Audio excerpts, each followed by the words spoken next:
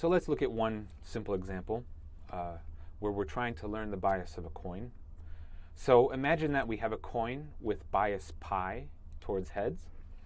What this means is that the probability of heads is pi and the probability of tails is 1 minus pi if we flip this coin. And we encode heads as a 1 for the purpose of modeling, and we encode tails as a 0. So we flip the coin many times, n times, independently, so what happens on any flip doesn't impact any other flip. And each time we flip it, it'll come up heads, in which case we write a 1, or tails, in which case we write a 0, and it'll come up heads with probability pi.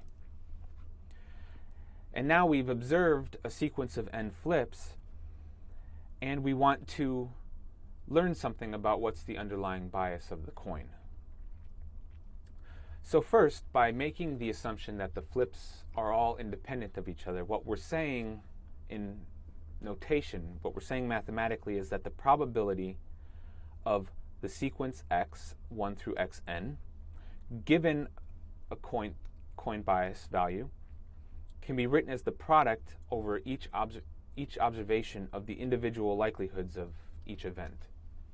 So this is what it means to be independent, that x1 and x2 through xn are all independent of each other if the likelihood of all of the data is just equal to the product of the likelihood of each individual observation. And so for this problem, the probability of xi given pi is a Bernoulli random variable which has this mathematical form. If xi is equal to 1, then this term evaluates to be pi, so the probability of xi equaling 1 is pi. If xi is equal to 0, this term evaluates to be 1 minus pi, and so the probability that xi is 0 is 1 minus pi. And so then we multiply all of these together. So next we have to choose a prior for pi, and so we're going to define that to be a beta distribution. And this is an arbitrary choice. It's a choice that we make because things are going to work out nicely. I'm not going to go into detail on the background of why we would make this choice. We're just going to work with this choice for this example. And so a beta distribution on pi takes two parameters that are non-negative, that are strictly positive, a and b, and has this form. So the density of a beta distribution with parameters a and b can be written like this. And so now the question is, what is the posterior distribution of pi given the sequence that we've observed? So we simply use Bayes' rule to do this. Bayes' rule says that the posterior probability of the coin bias given the sequence of events is equal to the likelihood of a particular sequence given the coin bias times the prior on the coin bias divided by the integral of the numerator over all possible values that pi can take. In this case, pi can take values between 0 and 1 because it's a bias, it's a probability of a binary event.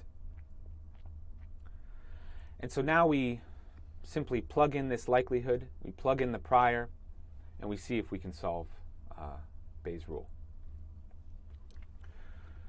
So for this example, I want to introduce a trick that is often very useful. Notice that the denominator normalizes the numerator so that it's a function of pi that integrates to 1. But the denominator doesn't actually depend on pi because it is completely removed by integrating it out. So in this case, we can write using this notation, which you should read to be proportional to, the posterior probability of pi given the sequence x is proportional to the likelihood of the sequence x given the bias pi times the prior probability of the bias pi. So the posterior is proportional to the likelihood times the prior. So what we then do is we multiply the likelihood together with the prior. So in this case, the likelihood term from the previous slide is equal to this. The prior term from the previous slide is equal to this.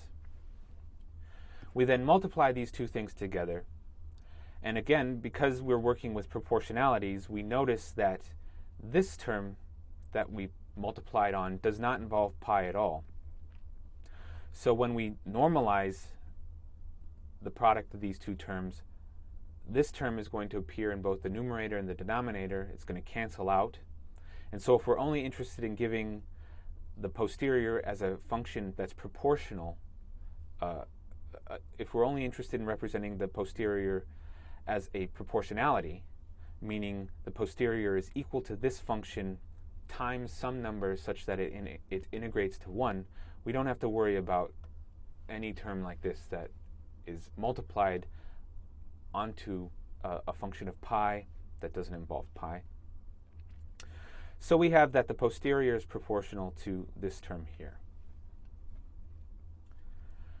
So we then say, do we recognize any distributions that are proportional to this value, this function? And we immediately can see that the answer is yes. This function is proportional to a beta, where the first parameter is equal to a plus the sum of the number of successes, and the second parameter is equal to b plus the sum of the number of failures, or in the coin flipping case, a plus the total number of heads, and b plus the total number of tails. And so here we have a posterior probability distribution on the bias of the coin that takes into account the prior and the data, and gives us a measure of uncertainty of what pi is as represented by this function.